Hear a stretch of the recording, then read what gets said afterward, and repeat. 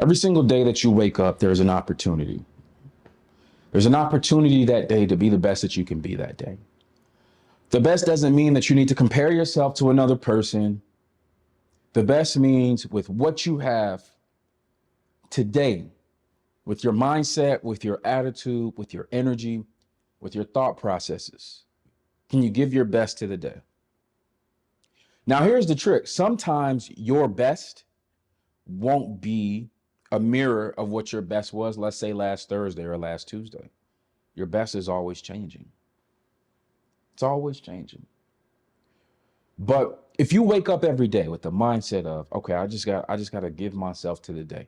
Let me just surrender to the day. What is the day asking of me? What does this day need of me? How can I show up and serve this day? How can I show up and take advantage of this day? How can I show up and give to this day? Day by day, day by day. If you just have a slow mindset where each day the purpose is just to do the best that you can with what you have, to focus on where you are and who you are. Look, a lot of the stressors that we have in life often cannot be resolved in one day. Sometimes it takes concentrated efforts over a period of time to get us to a point where we're like, okay, we're past that. Like we're past that speed bump. But what you don't want to do is wake up every day with impending doom, the anxiety and the stress, the overthinking, the rumination, the running those thoughts over and over and over.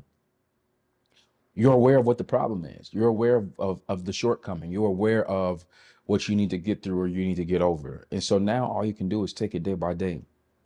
Day by day, you have to wake up every single day with the best mindset possible. And I know this is hard for some people. This is very hard. This is very hard for all of us because there's things that may weigh you down, bring you down, depress you, make you sad. Like, I get all that and I validate all that. But at the same time, nobody's coming to save you.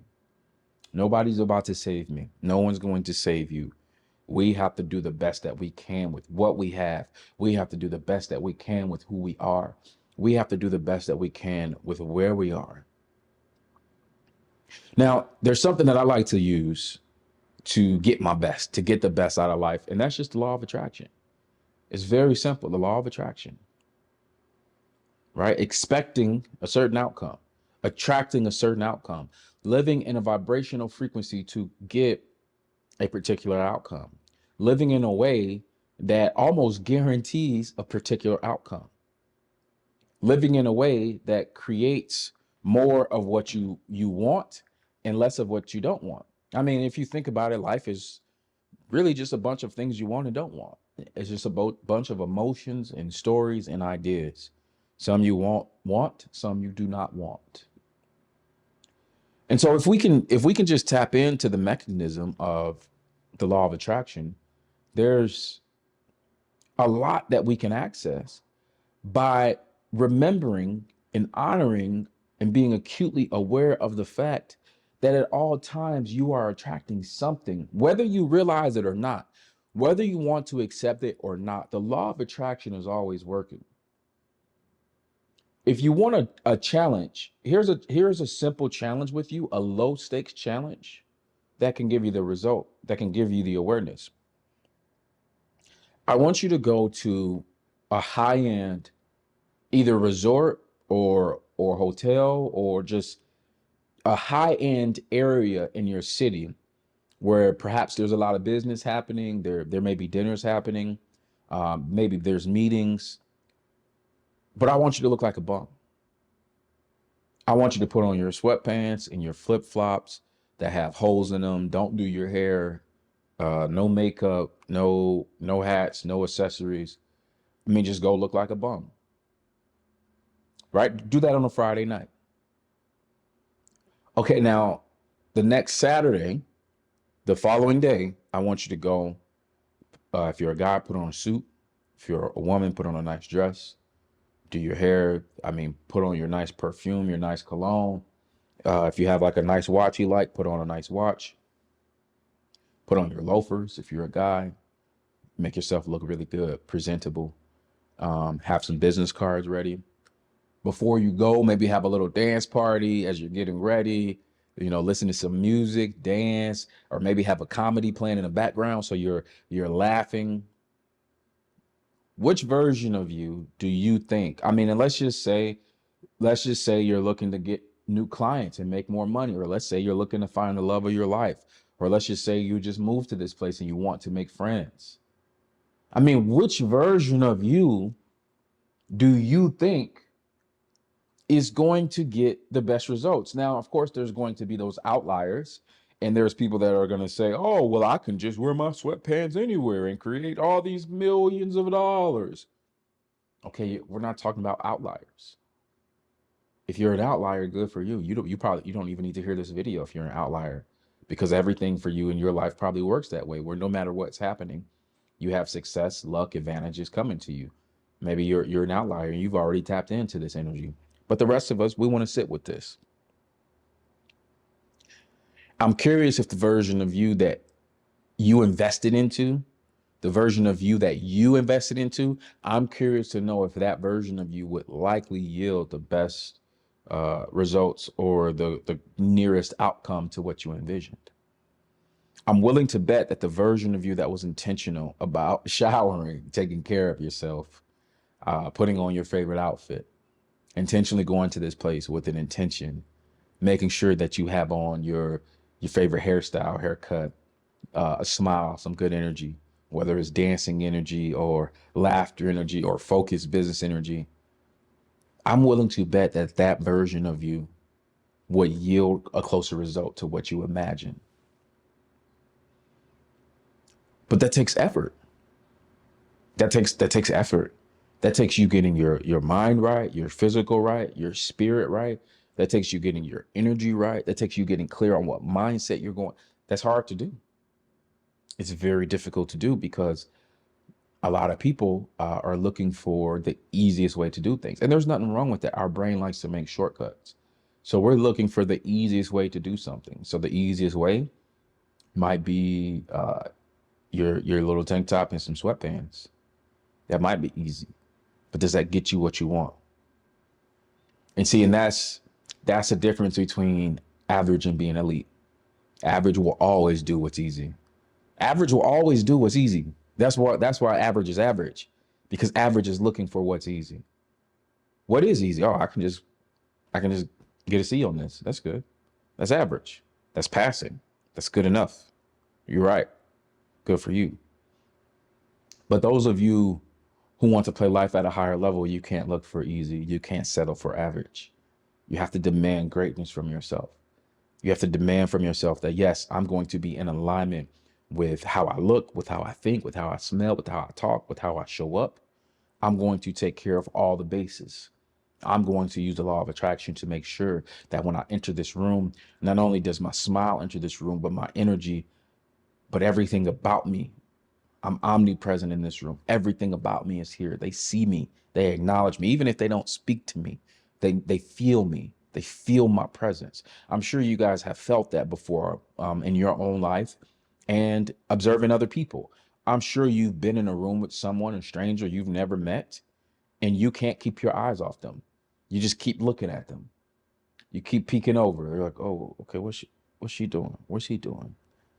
I'm sure you've experienced that before. That's just the energy. That's the magnetic energy that they've turned on. And for some people, they never have to do anything to do that. Some people just radiate that joy, that smile, that energy. Or they just walk in and you're like, all right, let me all eyes on them. They're over there, I'm over here. They're over here, I'm over here. Sometimes that's you, right? Sometimes it's people we know. Sometimes you may have someone in your friend group you go out with, everyone talks to them. It's an energy. It's an attraction. All right. So one more thing I want to talk about before we go is the art of allowing. Now I got this from the book called The Law of Attraction. The art of allowing is so much of life is us thinking that, especially for my American audience, so much of life is us thinking that we got to create, do, fight everything that we want to create. And you don't have to do like that's the entry level. That's the scarcity level when it comes to like productivity, success, living life, creating. That's the entry level. The The next level is recognizing that you can attract what you want. You can get leverage for what you want. And really, you have to allow things to happen. Right. For a lot of you, your wounding is causing you to be a control freak. For a lot of people, because there's a fear factor inside of you, is actually causing you to be a control freak. And you're missing out on hundreds of thousands of dollars because you're being a control freak. You're missing out on joy and happiness because of a wounding that you have from 10 years ago, 15 years ago. This is why I say that healing is the key to success, because the more that you heal, the more you understand, like, I need to release control. I need to be in alignment. I need to allow things to come. I need to allow things to unfold. Some people self-sabotage simply because they think they need to be in control. Look, you don't need to be in control. In order for you to be as successful as you want to be, you don't need to be in control. You need to release control, because the true things you can only control, the two true things you can only control in life is your effort and your attitude. That's it. And so if you wake up every day and you neglect your effort and your attitude, you're not in control of anything. But yet you percolate in this life as if you need to be in control, and you posture like you're in control, but you're not. So what if you just gave up that whole premise of I need to be in control, and you practice the law of allowing, and you allow things to be? Now, allow, don't hear the word allow and think passive, not creating, not doing, not imposing my will. You can still impose your will on life, but you can allow things to happen. So for example, let's move this to say sales. For sales, you never have to force a sale. But you probably do need to talk to about 100 people to tell them about your offer so you can get 2 to 20 people to sign up for it. So you're not in control of who's going to sign up, but you are in control of what version of you is showing up to those calls. So instead of forcing, I need to get 10 to 20 sales, no, you just focus on what version of me is getting on that call. Am I the version that I know my information, I know my numbers, I know my customer, I'm having a good conversation, I'm asking questions, I'm qualifying the customer for the right product, for the right service, I'm explaining them on the service and on the value. Well, I mean, if you're showing up like that, you're going to get all the sales you need. So that's what I mean when I say the concept of control is killing you, because you're operating from your lowest frequency. If you're in this I need to control thing, you're leaving millions of dollars on the table, thousands of dollars on the table. You're leaving the relationship that's going to heal your soul on the table because you think you need to be in control. Well, they need to look like this. They need to make this. They need to be that. They need to da da da da da da da. You have this imaginary list of nothingness. Put that in your notes. You have an imaginary list of nothingness. All of that stuff is nothing. Nothing. It's all fake, made up to protect you. You've made this whole list up to protect you. You're just creating a mental prison for yourself. That's all it is. So what do we do with this? All right. When you leave this video, this audio, you're going to get clear on what you want in life. All right. This is how you integrate this. You just get clear.